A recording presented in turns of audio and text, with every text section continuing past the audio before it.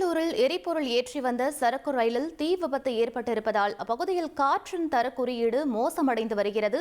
கூடுதல் விவரங்களை செய்தியாளர் தாயுமானவன் வழங்க கேட்கலாம். வணக்கம் தாயுமானவன், கூடுதல் விவரங்கள் என்ன பதிவு பண்ணுங்க.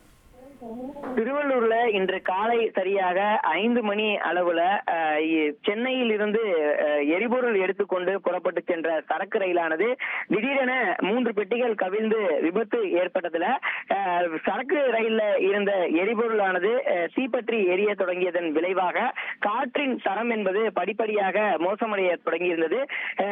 3 பெட்டிகள் முதற்கட்டமாக எரிய தொடங்கிய நிலையில் தீயானது மளமளவென மற்ற பெட்டிகளுக்கும் பரவியதன் விளைவாக தற்போது 8 பெட்டிகளுக்கு மேலே எரிபொருள் என்பது முழுமையாக சேதாரமாகி தீ பற்றி எரியக்கூடிய சூழலை பார்க்க முடிகிறது. இதன் காரணமாக எரிபொருள் முழுமையாக தீயாக பற்றி எறிவதால கார்பன் கலப்பு என்பது காற்றில் அதிகரித்திருப்பதாக தகவல்கள் வெளியாகி இருக்கிறது. அந்த வகையில திருவள்ளூர்ல காற்றினுடைய தரக்குறியீடு என்பது மேலும் மோசமடைந்து வருவதாக தகவல்கள் வெளியாகி இருக்கிறது.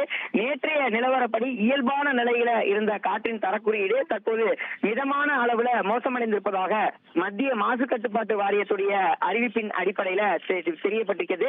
குறிப்பா எரிபொருள் பற்றி எறிவதால காற்றுல நுண்துகள் பாதிப்பு என்பது அதிகரித்திருக்கிறது. கார்பன் எரிபொருள் என்பது எரிந்து கார்பனாக காற்றுல கலப்பதன் காரணமாக நுண்துகள் பாதிப்பு என்பது வெகுவாக அதிகரித்திருப்பதாக சொல்லப்படுகிறது.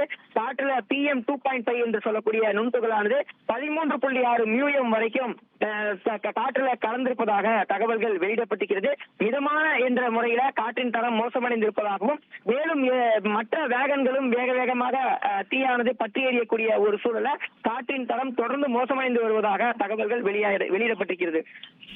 இது மேலும் மோசமடைவதற்கான வாய்ப்பு இருக்கா? எப்போ நார்மல் ஸ்டேஜ்க்கு வரும் தாய்மானவன்? நிச்சயமாக இன்று காலை 5 மணி அளவுல இந்த தீ விபத்தானது ஏற்பட்டிருந்தது.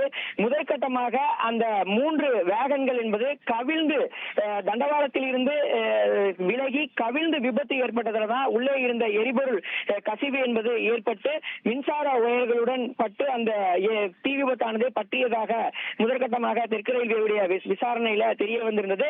தொடர்ந்து தீயை அணைப்பதற்கு தீயணைப்பு துறையினர் சம்பவ இடத்திற்கு விரைவதற்கும் தொடர்ந்து காலதாமதம் என்பது ஏற்பட்டிருந்தது. காரணம் என்னவென்றால் அந்த பகுதிக்கு தீயணைப்பு வாகனங்கள் உள்ளே செல்ல முடியாத ஒரு சூழல் என்பது இருந்தது.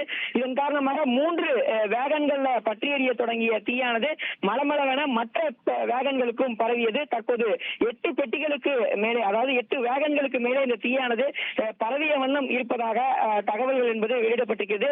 தொடர்ந்து 10க்கும் மேற்பட்ட தீயணைப்பு வாகனங்கள் உதவியோடு தீயை அணைப்பதற்கான பணிகள்ல தீயணைப்பு வீரர்கள் ஈடுபட்டு இருக்கிறாங்க. மறுபுறம் தேசிய பேரிடர் மீட்பு படையினரும் வரவழைக்கப்பட்டு அந்த தீயை கட்டுக்குள் கொண்டு வரக்கூடிய பணிகள்ல ஈடுபட்டு இருக்கிறாங்க.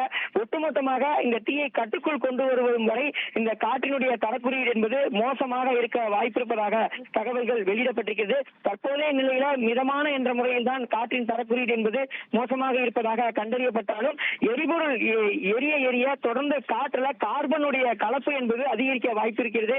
காற்றுல கார்பனின் கலப்பு அதிகரிக்கக்கூடிய பட்சத்தில் காற்றின் நுண்துகள், அதாவது PM2.5 PM10 போன்ற நுண்துகள்களுடைய எண்ணிக்கை என்பது அதிகரிக்கக்கூடிய வாய்ப்பு இருக்கிறது. இதன் காரணமாக அடுத்த சில மணி நேரத்திற்கு தீயானது கட்டுக்குள் கொண்டு வரும் வரை இந்த காற்றினுடைய தரம் என்பது மோசமடைய வாய்ப்பிருப்பதாக தகவல்கள் வெளியிடப்பட்டிருக்கிறது.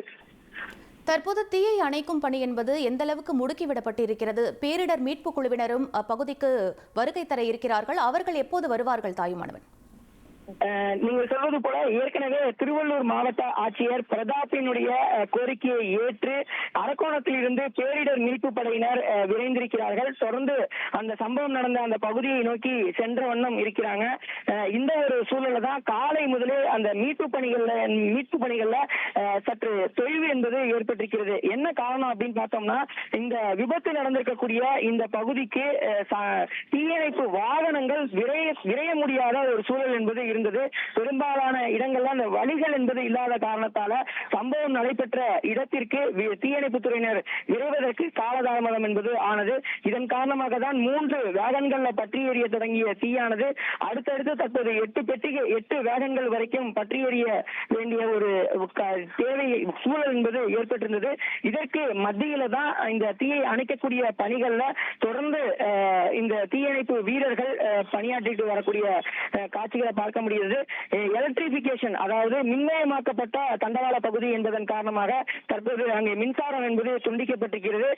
எலக்ட்ரிபிகேஷன் ஒர்க்ஸ் மேலே இருக்கக்கூடிய எலக்ட்ரிபிகேஷன் சிக்னல்ல ஏற்பட்ட பழுதின் காரணமாகவும் அந்த ரயிலானது கவிழ்ந்து விபத்து ஏற்பட்டதன் காரணமாகவும் உள்ளே இருந்த எரிபொருளானது கசிய தொடங்கி இந்த தீ விபத்து ஏற்பட்டதாக முதற்கட்ட விசாரணையில தகவலானது வெளியிடப்பட்டிருக்கிறது.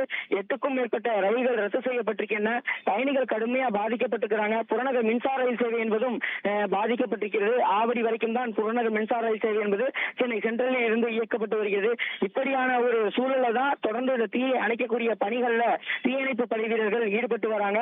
இருந்த போதும் எரிபொருள் என்பதன் காரணமாக அனைத்து வேகன்களுக்குமே வேக வேகமாக பரவி செல்லக்கூடிய ஒரு சூழல் இருப்பதால இங்கே தீயணைப்பு படை வீரர்களால அந்த தீயை கட்டுக்குள் கொண்டு வரக்கூடிய பணியானது மிகவும் தாமதமாக இருக்கக்கூடிய சூழலை தான் பார்க்க முடியுது. எனவேதான் தேசிய பேரிடர் மீட்பு படையினர் வரவழைக்கப்பட்டிருக்கிறாங்க. அவர்கள் வந்த பிறகாக அந்த தீயை விரைவில் கட்டுக்குள் கொண்டு வருவார்கள் என எதிர்பார்க்கப்படுகிறது. ட்ரெண்ட ஃப்ரெண்ட் ஆக்கிக்கோங்க. தந்தி டிவியின் சப்ஸ்கிரைபர்ஸ் அண்ட் ஃபாலோவர்ஸ் குடும்பத்துல நீங்களும் இணையுங்க.